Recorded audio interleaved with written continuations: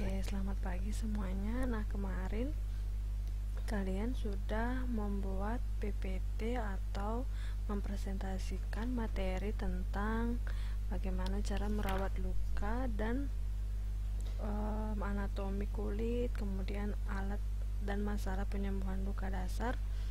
Kemudian ada juga asuhan keperawatan pada luka dasar. Nah, kali ini Ibu akan memberikan evaluasi tentang kenapa sih kita sebagai perawat itu harus bisa merawat luka pasien dengan baik dan benar.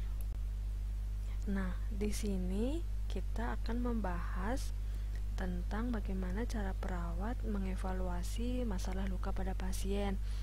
Nah, nanti ketika kalian praktek di rumah sakit, kalian harus bisa ya memahami bagaimana proses penyembuhan luka pasien kalian. Nah, kalian sebagai nakes hendaknya mengevaluasi masalah luka secara umum. Yang pertama itu nilai kesempurnaan proses penyembuhan luka, bagaimana proses penyembuhan luka pada pasien kalian. Kemudian yang kedua, tidak ditemukan adanya tanda radang pada luka tersebut, misalnya kayak lukanya itu memerah seperti itu. Kemudian yang kedua, tidak ada pendarahan pada luka pasien. Kemudian luka dalam keadaan bersih dan tidak ada keloid. Maksudnya keloid itu kayak yang kemarin kita contohkan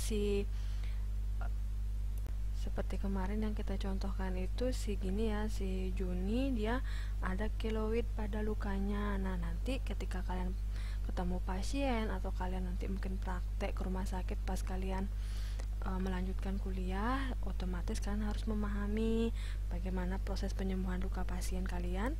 Kemudian tidak ada ditemukan adanya tanda radang, tidak ada pendarahan, dan luka dalam keadaan bersih dan tidak ada keloid. Jadi kalian harus memahami jenis dan luka pada pasien kalian. Nah, kemudian kalian juga sebagai nakes hendaknya mengevaluasi penyembuhan luka secara terus-menerus yang dilakukan selama mengganti balutan pasien. Misalnya nih, pasien habis kecelakaan, itu kalian harus mengevaluasi penyembuhan luka pasien kalian secara terus-menerus. Misal nih, pasien kalian udah nggak mau lagi dirawat di rumah sakit, kalian bisa mengadakan home care untuk rawat luka ke pasien kalian. Jadi kalian harus bertanggung jawab tentang luka pasien kalian, seperti itu. Nah, misalnya nih pasien kalian nggak mau kalian mengadakan home care karena biaya kan, karena sekarang musim pandemi. Jadi kalian harus bisa juga mengajarkan pasien kalian bagaimana cara merawat luka si pasien kalian tersebut. Jadi pasien kalian itu bisa merawat lukanya sendiri di rumah. Nah, kemudian kalian juga harus mengevaluasi setiap tindakan yang kalian lakukan ke pasien untuk mempercepat penyembuhan proses luka dan membandingkan luka dengan sebelumnya. Jadi kalian harus memberikan hasil dokumentasi kalian ke pasien kalian bagaimana proses penyembuhan luka pada pasien kalian. Nah, yang seperti ibu katakan tadi kan, misalnya nih pasien kalian nggak mau kalian mengadakan home care di rumah. Jadi kalian tuh harus memberikan edukasi ke pasien kalian, memberitahu pasien kalian dan keluarga tentang peralatan yang dibutuhkan untuk merawat si luka pasien tersebut. Jadi nanti ketika pasien kalian untuk kontrol lagi ke rumah sakit, lukanya tidak mengalami infeksi. Kalau misalnya pasien kalian nggak mau kalian mengadakan home care.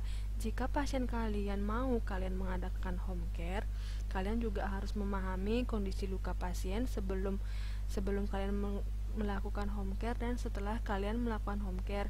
Jadi setidaknya kalian melakukan tindakan tersebut ada perubahan luka pada pasien kalian, tidak terjadi infeksi pada luka pasien kalian, kemudian tidak ada keloid pada luka pasien kalian. Jadi seperti itu ya.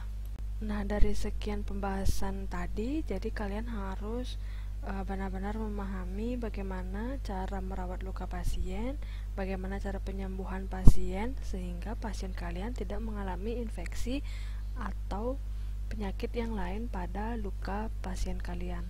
Oke, cukup sekian video yang bisa ibu berikan pada hari ini. Nanti selanjutnya kita akan membahas tentang proses perawatan luka di kelas saat pertemuan pelajaran kebutuhan dasar manusia. Terima kasih.